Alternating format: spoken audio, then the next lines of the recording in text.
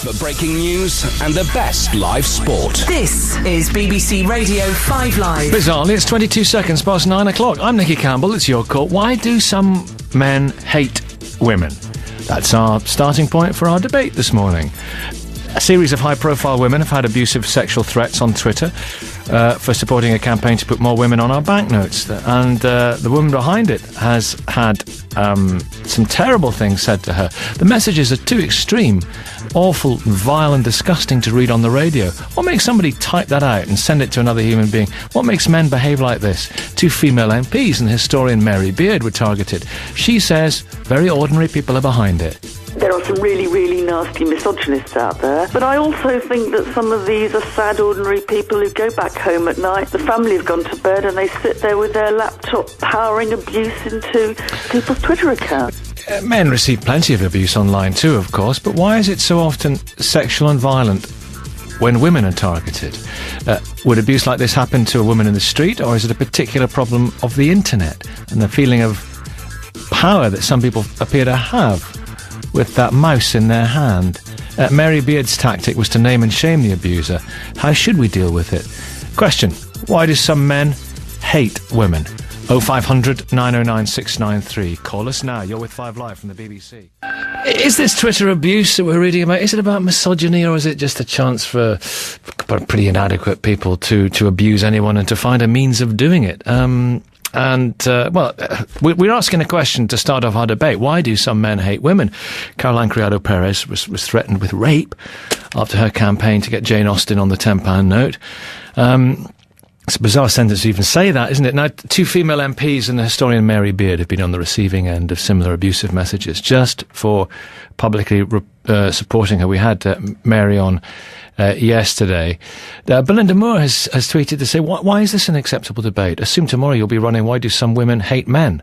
Maybe it's, I don't know, what do we think about this? Joan Smith is a columnist. Good morning, Joan. Good morning. Hello, and Holly Dustin is the Director of End Violence Against Women Coalition. Hello, Holly. Good morning, and hi. Rosalind has called us from Northumberland. I think that's right. Hello, Rosalind. Hello. Hello. Joan Smith, what's going on here? Is there sort of rampant misogyny online, or is it just another form of abuse? Is it specific? Is it disproportionate? What's happening?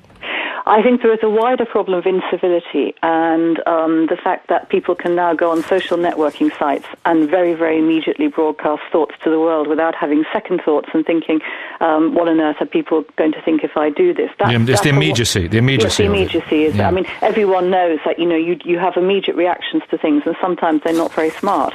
And the problem is there are now these forums where you can immediately post that. But hang on, wait. Who has an immediate reaction? I'm going to rape you. Well, I wonder about that myself, Nikki. I mean, when I was on Sky last week talking about the royal baby, when I came off, somebody had gone on my Twitter feed and called me a stupid bitch. Now, he could have come on and said, actually, I totally disagree with you for the following reasons. In the end, instead, he thought personal abuse was the way to handle it. Now, I don't understand the mentality that does that, but I do understand that misogyny, the underlying problem with misogyny, is very serious for all of us. It's a crisis in civilization, then. If you can't enjoy the company of somebody, or enjoy listening to somebody, or reading something by somebody with whom you disagree, very often I buy magazines and periodicals and with columnists I absolutely disagree with, but I would enjoy having a drink with them, and I enjoy reading their stuff. It's stimulating. Why can't? Is it a crisis of civilization rather than a crisis of civility? Well, I've had occasional death threats. I mean, the only time I've asked a newspaper to take down a comment, I think, to a piece of mine was when somebody posted saying, I hope you and your family die in a terrorist attack. That's the kind of thing that we've all got used to. And then, there's one level at which this just hatred comes out, but there's a very specific element to it, which is the kind of threats and abuse that are directed at women are of a very, very sexual nature. And I think this underlying dislike and fear of women, because a lot of it is fear, has been around for centuries. And, it's not that long. It's about a century since women and men led quite separate lives. So women couldn't even do certain jobs like become a solicitor. And so I think men were actually protected against these kind of underlying feelings by the fact that they were able to avoid women so much. Yeah. Now, I think what you're seeing is a lot of younger men particularly who are angry family, who maybe haven't got a job, who don't like what's happening to their lives, and they're using women as scapegoats for their own feelings of inadequacy. But it's not just women, is it? Because if you look at, if I follow Twitter, there's appalling abuse towards Muslims, there's appalling abuse towards atheists, there's appalling abuse towards people who are in the EDL, there's appalling abuse by people in the it goes on. It just seems to be that people just enjoy abusing people. Yes, that's the wider problem we're talking about. But I think what's different is that it's unusual to see these threats of rape against all those groups you're talking about. I mean, I get abused as an atheist as well. But the specific abuse and the description of women in four-letter words and referring to body parts and pubic hair and so on, that seems to be specific to women who put their head above the parapet. Holly Dustin, is that right? Is Joan right? Is there something specific to women who put their head above the parapet which makes some men particularly uncomfortable to use a word? I think that's right. I mean, you only have to look at the abuse that high-profile women like Mary Beard, women in politics like Harriet Harman for a long time has experienced a lot of abuse. And Michael Gove gets lots of abuse, not. Yeah, but it's not in the same way. It's not directed at him because he's a man in the same way that it has been towards Harriet and Harman, and we've seen with Stella Creasy this week as well, that's directed towards them because they're female. And there's a real kind of anti-democratic perspective to this because we see the internet as being very open and freedom of speech and allowing people to have their say on these social media platforms, and that's right, of course. But the other side of it actually is that when you have a lot of rape threats against women, when women are abused and harassed for speaking out or campaigning, and particularly feminists, that's actually very silencing and very censoring. So, and that's deliberate. As Joan says, there's this kind of real backlash against women speaking out. So it is something that we have, it's obviously misogyny is a problem that well predates the internet, but there is something about the internet that allows the kind of anonymity and the repetition of abuse very easily. Is something that we kind of need to address. And I'll just give you an example. When the footballer Ted Evans was convicted of raping a young woman last year, the young woman was immediately subject to a torrent of abuse. She was I remember that. Yeah. On Twitter and on Facebook. It was, and part of that is about the ease with which you can just retweet, her name, which was unlawful, and actually that resulted in 10 people being convicted because that's a criminal offence. So I suppose there is something about recognising that actually what's a criminal offence in the offline world is also a criminal offence in the online world, and I think we need to kind of recognise that as well. Has it made people nastier, Joan Smith, or has it... Rosalind and other callers, I'll be with you in a minute, 0500 909 693, and thank you, do call us. Joan Smith, is it made us nastier, or has it just tapped into that reservoir of hitherto unexpressed nastiness? Well, I think the reservoir was always there. I think what this is doing is that when one person does it and gets away with it on Twitter or on a social networking site, it kind of legitimizes it in the eyes of other people who might have those thoughts but haven't expressed them. And I think there is definitely, over the weekend, when these rape and violence threats started to Caroline Criado-Perez and then Stella Creasy and Claire Perry, you can see an element of men egging each other on, and one man thinking, well, he did that, I'll join in. And I do think Holly's right, this is a free speech issue, because this is not a defence of free speech, it's an attack on it. Because if a woman is getting sustained abuse and threats of rape, and of course when you're getting these threats you don't know if they're idle or if somebody is actually going to go to the trouble of tracking down where you live.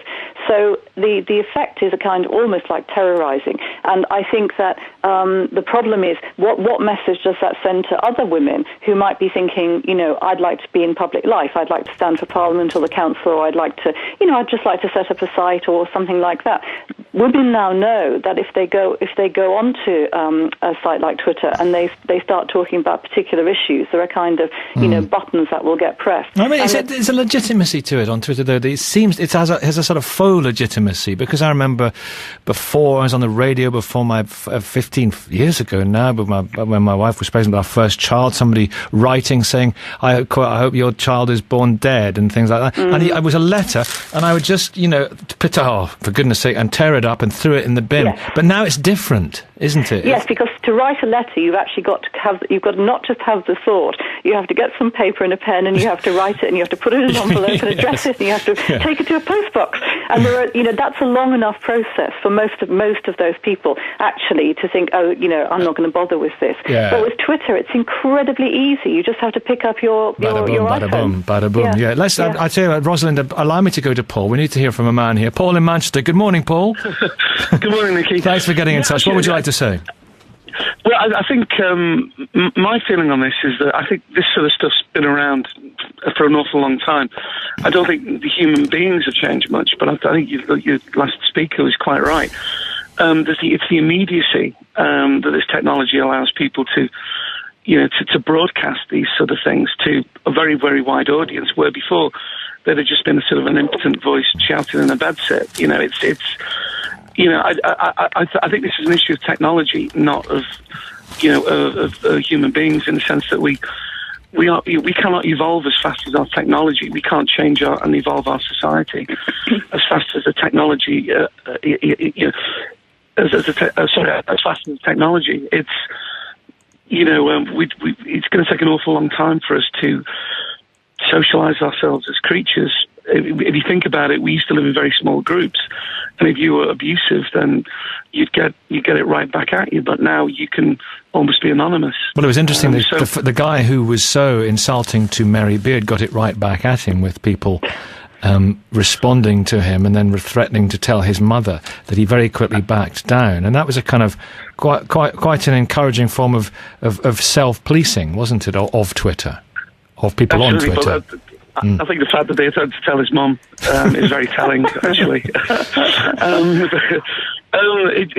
I think misogyny has been around for an awful long time. There's a lot of men out there who feel powerless or embittered or emasculated for all sorts of reasons. That's not an excuse, but I think it's just an easy way to vent spleen and some people who are trying to make a genuine point. Yeah, here's Rosalind. Do you think misogyny is a particularly pointed part of this, Rosalind? Is it distinct for you amongst all the many forms of abuse? No. That's a straight answer. Mm-hmm. No, I think, your previous caller covered quite a few points I would have made. I think it's giving people who are very inadequate feelings of power. Yes. That they don't have anywhere else in their life. And if all they... I'm not on the internet or anything. Can't be bothered with that stuff. And people just sit there all day, all night, doing things anonymously, getting caught up in things. Why can't they get a life? Go out, meet people, get jobs, behave properly to each other. Well, they do that as well, but they're on their phone all the time. Yeah, but treat people as you wish to be treated yourself. Or if it was or excuse me, if I could finish, or if it was your daughter or your son. It's absolutely ridiculous. Yeah, go on, Holly.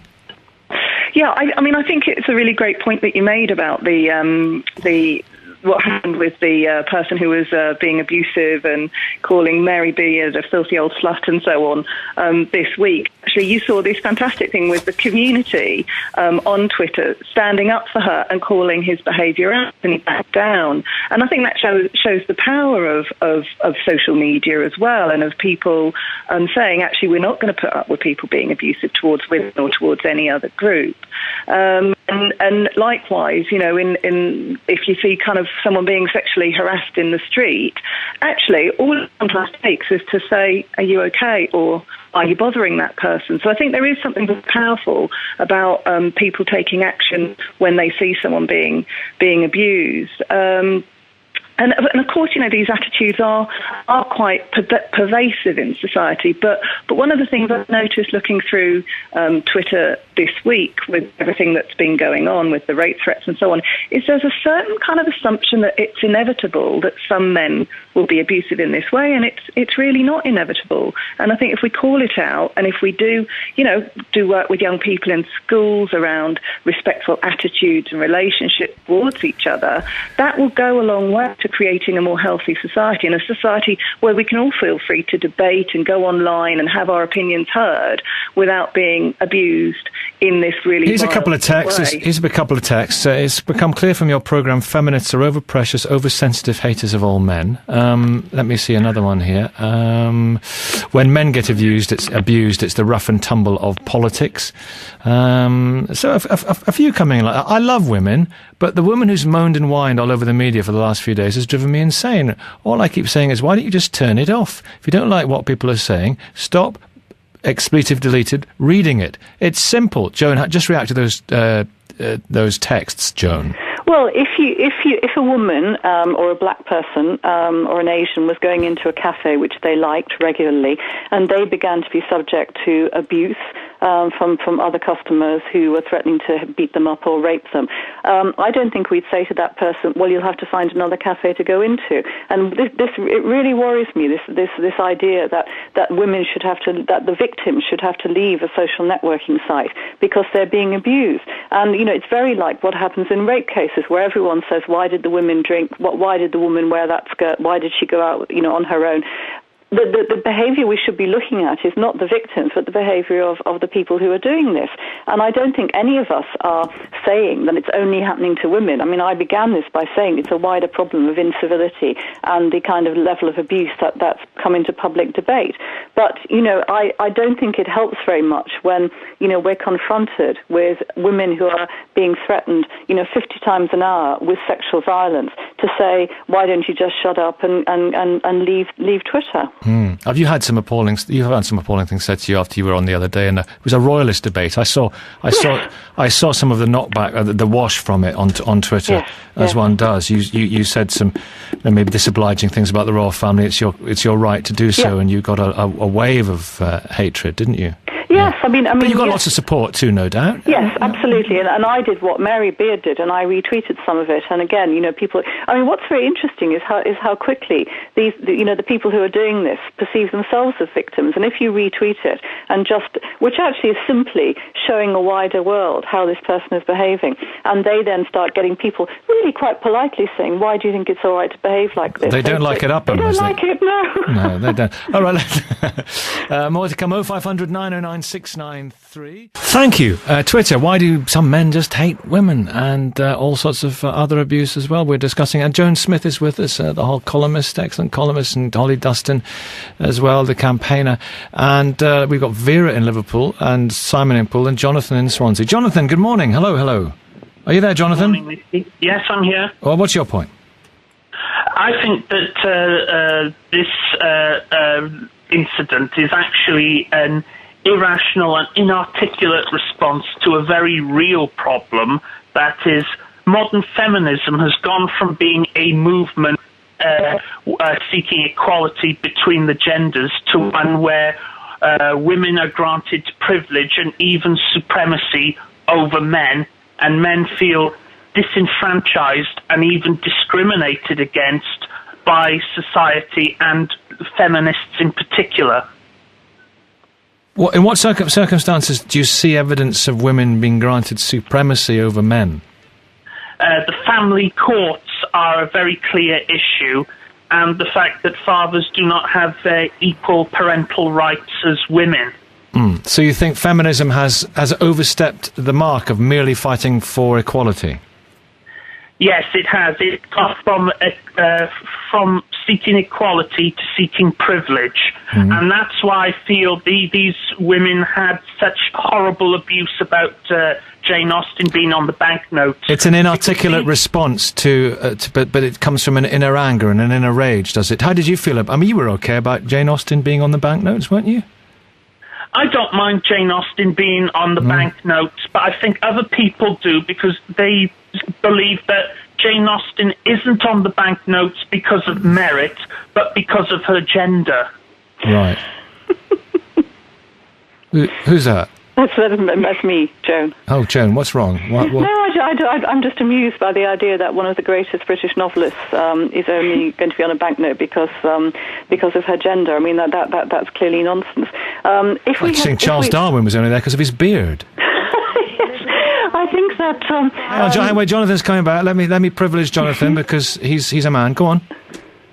Well, I think it's that sort of remark that angers a lot of men and actually encourages this sort of foul behaviour. No excuse for the foul behaviour, but I think feminists have got to start debating rationally instead of dismissing any legitimate remark as a piece of sexist rubbish. Well, let's have a rational debate then.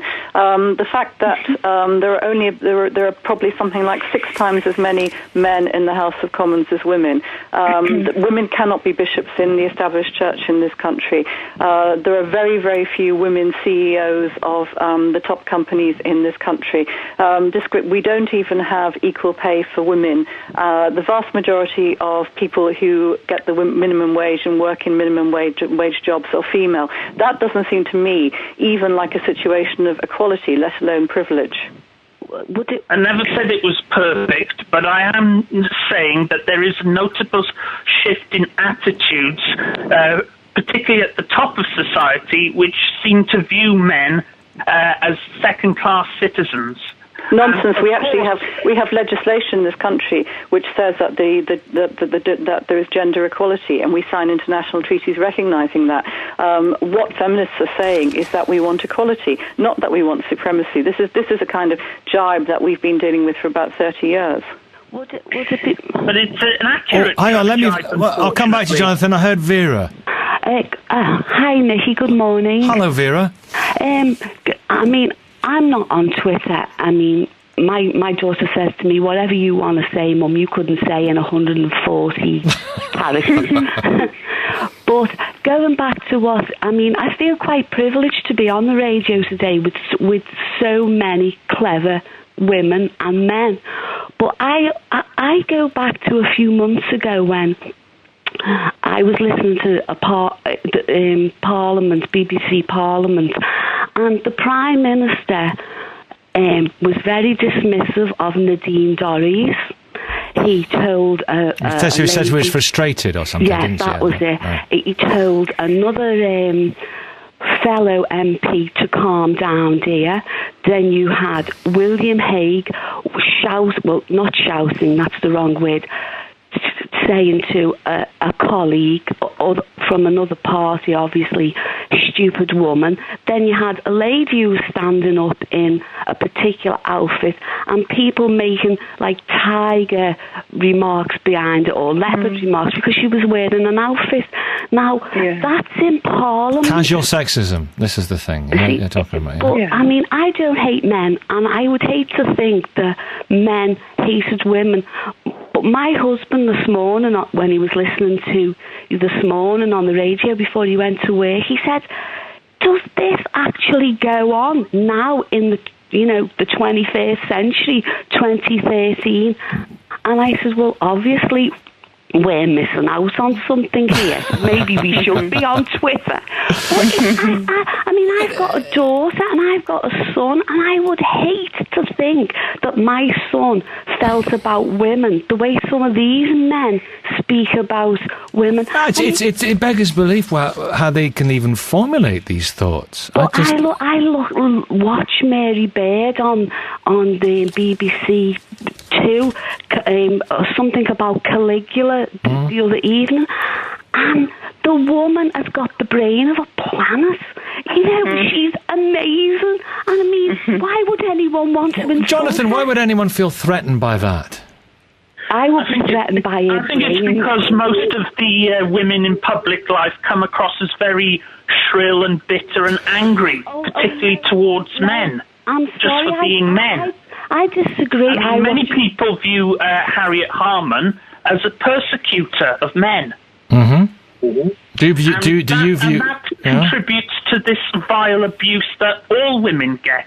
It's Joan Smith. It's fascinating hearing Jonathan articulate this, isn't it? Well, it's classic victim blaming.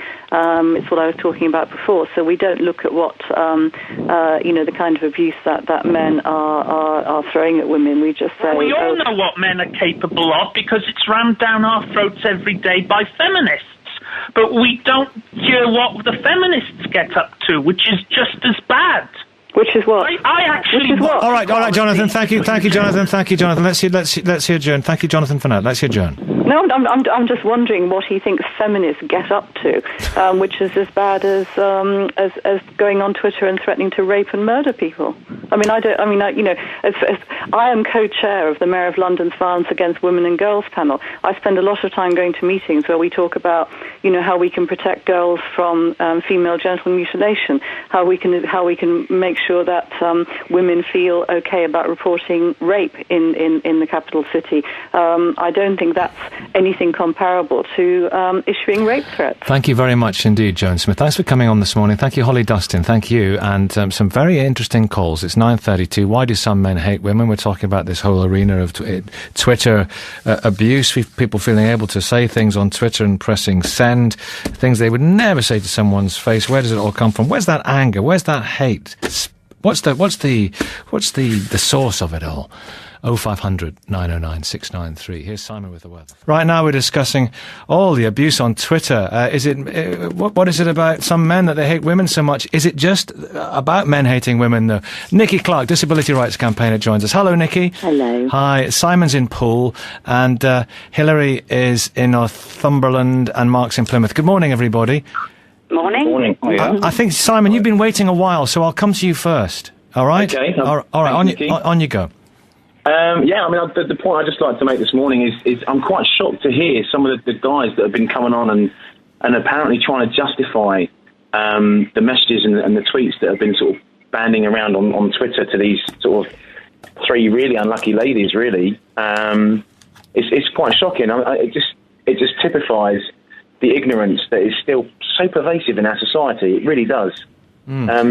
It's scary that we're still in a place where people feel it's appropriate or justifiable or necessary even to sort of send messages where they're going to say they're going to rape somebody. I know. Could you imagine it? Can you imagine having the formulation of a thought in the first place, which would lead to you typing something? I mean, it defies belief, doesn't it? Absolutely defies belief. And I just find it just as a person, not necessarily talking as a man or woman or whatever else, as a human being, I find it completely abhorrent that someone would say something like that. I mean, if someone was to say something like that to me, I'd just be like, man, you need to go and get some help. Seriously, come on, you need to go and have a chat with someone or just get some issues off your chest or whatever. And I find it amazing that there's you've got some guys coming on. I mean, obviously you have to have both sides of the story. You have to have both sides of an argument.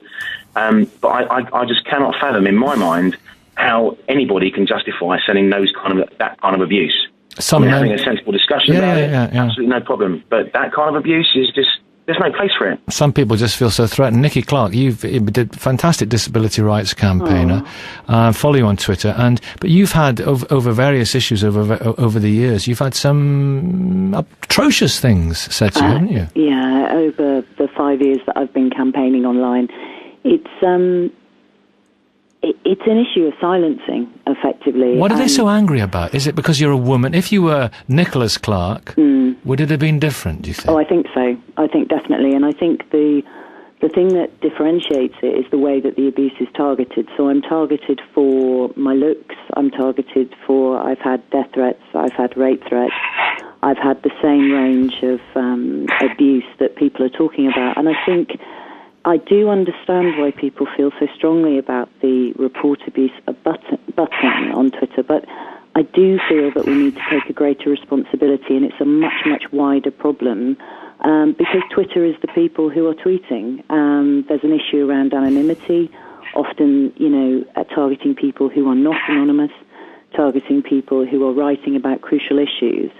And I think we need to collectively take a stand, as has been done, but also recognise that the problem is much, much broader, and it ranges from the very extreme threats that women and men are receiving right the way through to the type of Twitter mobs who target people like me and will bombard their accounts in an attempt to silence. Over what?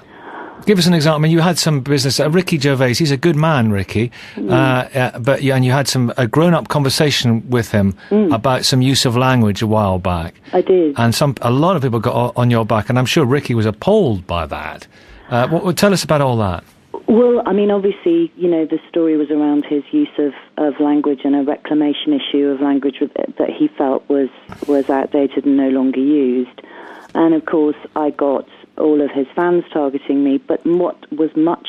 Well, not all of his fans, but you got some people who purported to be fans of his targeting you. I'm sure some of his fans were in agreement with you, but I know what you mean, yeah. The point being that lasted for a period of time, which you often get with fans of any celebrity who they feel is being attacked or challenged. As you quite rightly said, the conversation that he and I had was very measured and very calm, and once he'd realised, he made a determination never to use that language again, which was a good result. However, people who don't like Ricky Gervais targeted me for an awful lot longer, and that's gone on for over a year.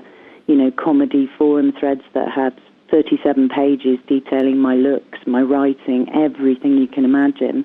And again, in an effort to silence, I feel, about when you raise issues that people feel challenged over personally, it raises heckles. And I think one of the issues that people say is, come offline, close your computer, it's as simple as that. It really isn't as simple as that, because there are lots and lots of people, because obviously I was a carer at the same time, and so, social networks are a lifeline for very many people, and they can't just be told to shut up because people don't like what they're saying. How upsetting is it?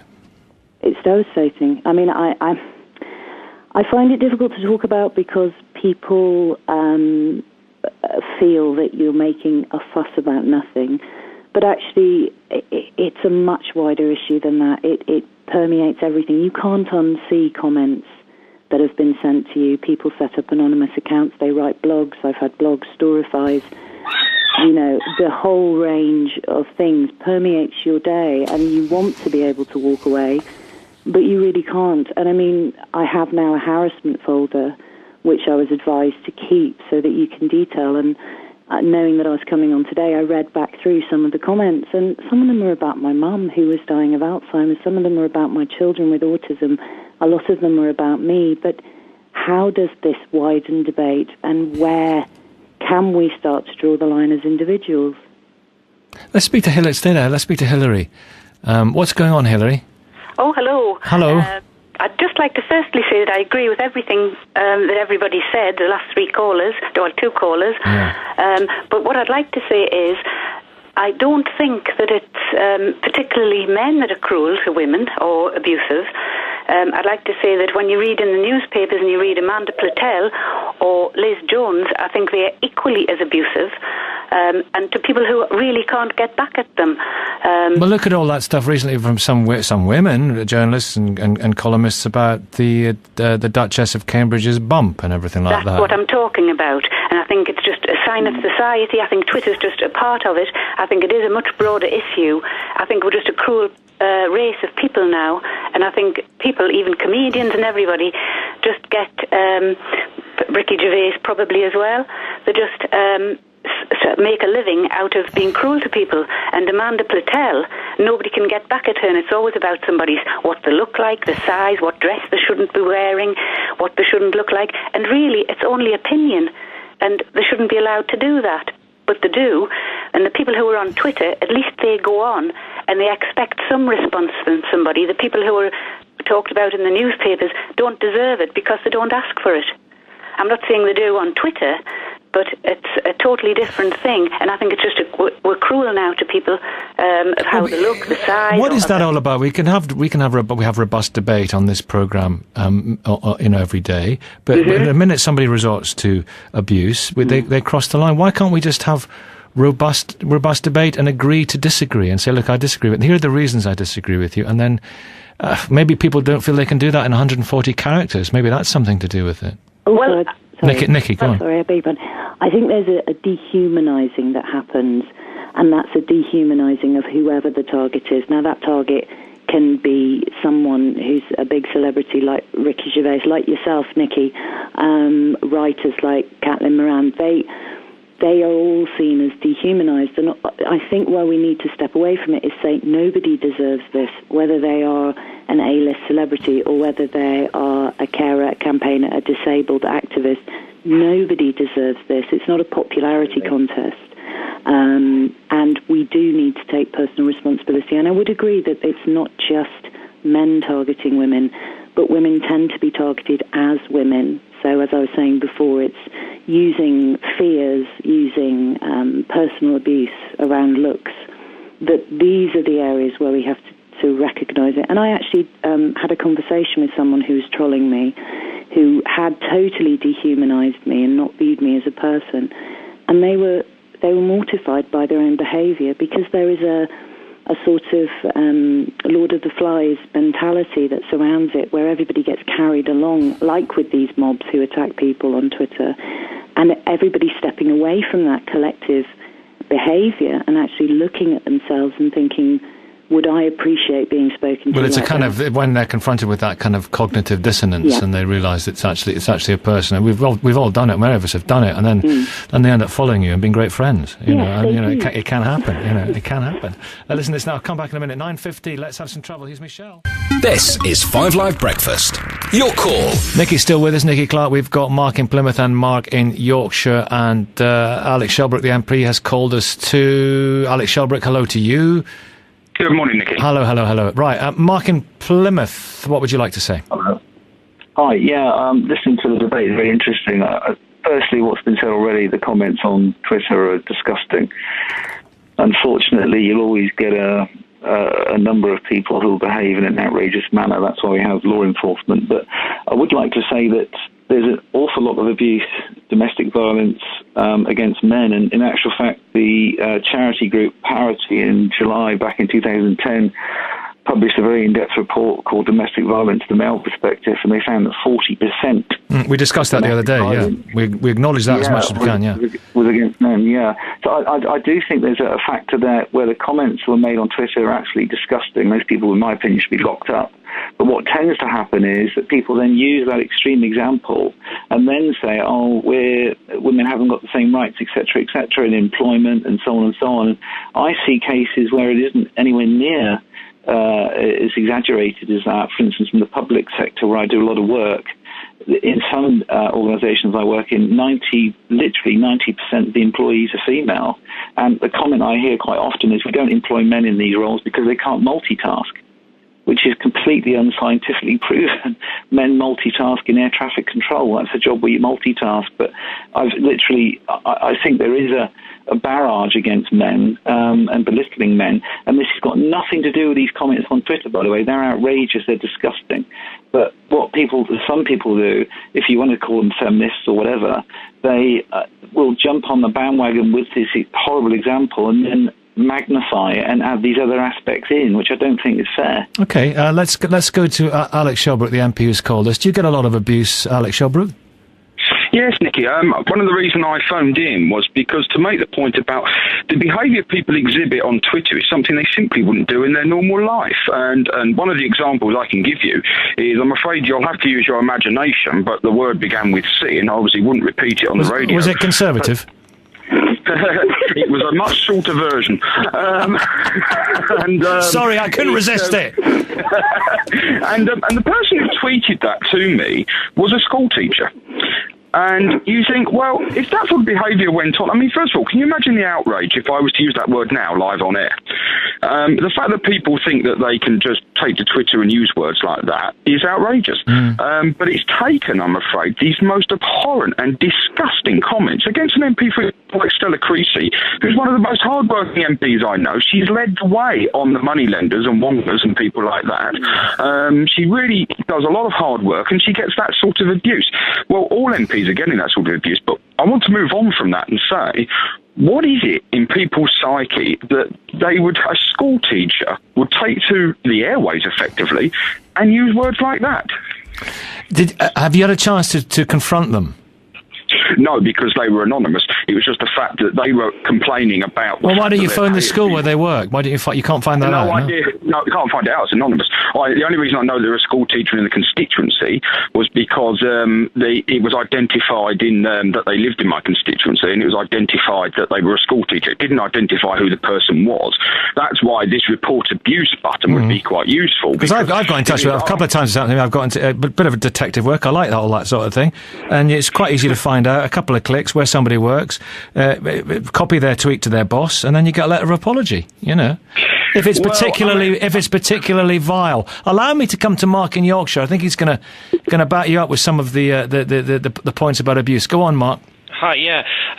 Well, kind of responding to what Alec just said, the reason people do say these things on Twitter, obviously it's very easy to sort of get behind the keyboard and spout all this abuse, but I think it's partly because, well, staying on this topic, men, inverted commas, hate women because they feel threatened by them or even jealous of them, because women are rightly becoming more powerful in society, and this is not historically what has been happening. You know, because historically it was a very male-dominated society, and I think some men perhaps feel nervous that their previous monopoly at the top of society is being usurped, as it were, and maybe they're lashing out because of their own insecurities. All right. Do you think that's it, Nikki? People lashing out their own insecurities.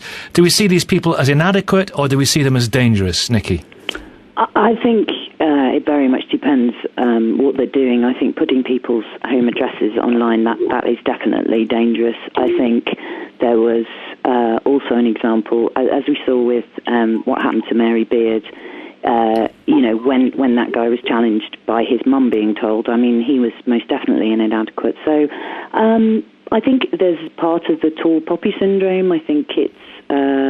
people are very angry at the moment. I think when you have an age of austerity as we're going through, people want to blame someone, and they want to take out their frustration and their anger, and they want to be heard. And I think that one of the saddest things is that, for me, is seeing the increase in it. Once people can't make a distinction between being known for being foul because they've sent a rape threat to a celebrity with actually achieving and making a difference in the world. So this distinction around fame is pretty foul. Yeah. But Alec, as a Tory MP, as an MP, as a person who sits in that place and shouts, is that any good example, the sort of noises that come out of there, the abuse that, no C words, obviously, but some pretty rude stuff that flies across the chamber? What sort of example are you setting? Yeah, I mean, there's always this debate about what goes on the chamber at Prime Minister's question time, and indeed it's often referred to... And the casual sexism, the Prime Minister saying, calm down, dear, and Nadine Dorries is frustrated and all that, you know? I mean, you get things on both sides which aren't acceptable. At the end of the day, I'm glad the Foreign Secretary stood up and apologised for what he said, and I think the Prime Minister clarified his position at the end. Equally, a particular Labour MP, one of their front benchers, sat there and throughout a speech, kept just shouting out, "Why are you so fat? Why are you so fat?" Which, you're thick-skinned, you take that on the chin. But you get that behaviour on both sides. What I think is... You've got 10 seconds. What I think is interesting is what drives people to do things that they just simply wouldn't do in their normal life. Using the C word, if you were a school teacher, that would be in detention. It would be parenting. Yeah, interesting. And a good point. Thank you all very much indeed.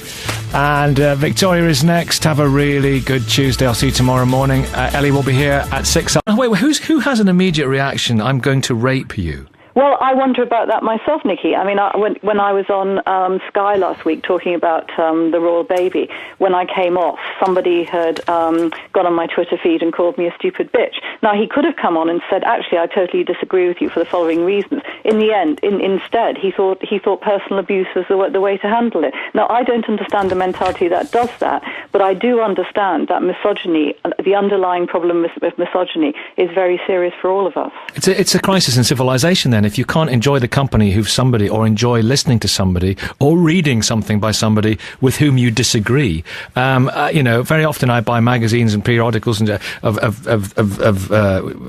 with columnists I absolutely disagree with, but I would enjoy having a drink with them, and I enjoy reading their stuff. It's stimulating. Why can't? Is it a crisis of civilization rather than a crisis of civility? Well, I've had occasional death threats. I mean, the only time I've asked a newspaper to take down a comment, I think, to a piece... Has tweeted to say, why is this an acceptable debate? Assume tomorrow you'll be running, why do some women hate men? Maybe it's, I don't know, what do we think about this? Joan Smith is a columnist. Good morning, Joan. Good morning. Hello, and Holly Dustin is the Director of End Violence Against Women Coalition. Hello, Holly. Good morning, and Rosalind has called us from Northumberland. I think that's right. Hello, Rosalind. Hello. Joan Smith, what's going on here? Is there sort of rampant misogyny online, or is it just another form of abuse? Is it specific? Is it disproportionate? What's happening? I think there is a wider problem of incivility and the fact that people can now go on social networking sites and very, very immediately broadcast thoughts to the world without having second thoughts and thinking, what on earth are people going to think if I do this? It's the immediacy. The immediacy is. I mean, everyone knows that you have immediate reactions to things, and sometimes they're not very smart. And the problem is there are now these forums where you can immediately post that.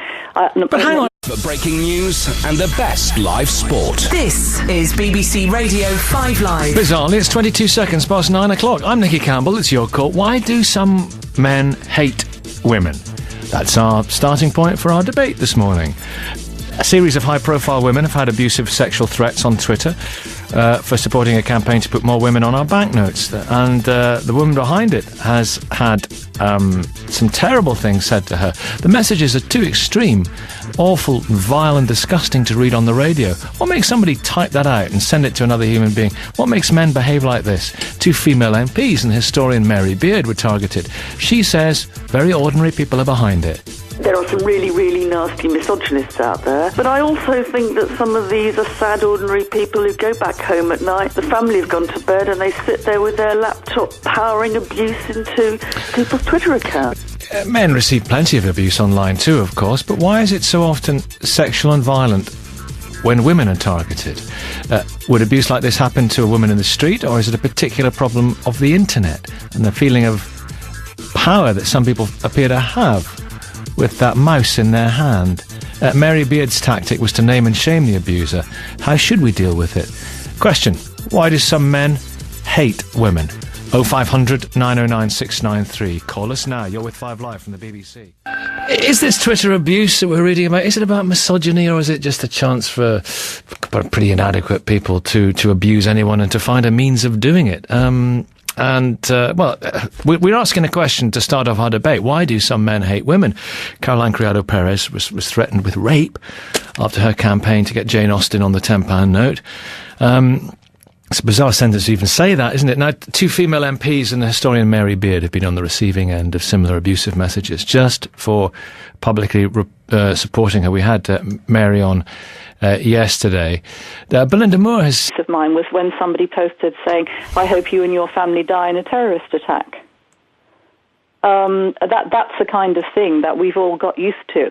And then, there's one level at which this just hatred comes out, but there's a very specific element to it, which is the kind of threats and abuse that are directed at women are of a very, very sexual nature. And I think this underlying dislike and fear of women, because a lot of it is fear, has been around for centuries. And, it's not that long. It's about a century since women and men led quite separate lives. So women couldn't even do certain jobs like become a solicitor.